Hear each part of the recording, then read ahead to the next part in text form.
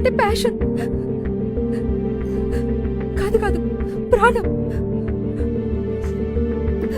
అందుకే మా డాడీకి తెలియకుండా యాక్టింగ్ చేశాను. ఈ షార్ట్ ఫిల్మ్ లో నాదొక వేష పాత్ర. ఆ డైరెక్టర్ ఆ వీడియోని పబ్లిసిటీ కోసం ఇలా కట్ చేసి వైరల్ చేశాడు.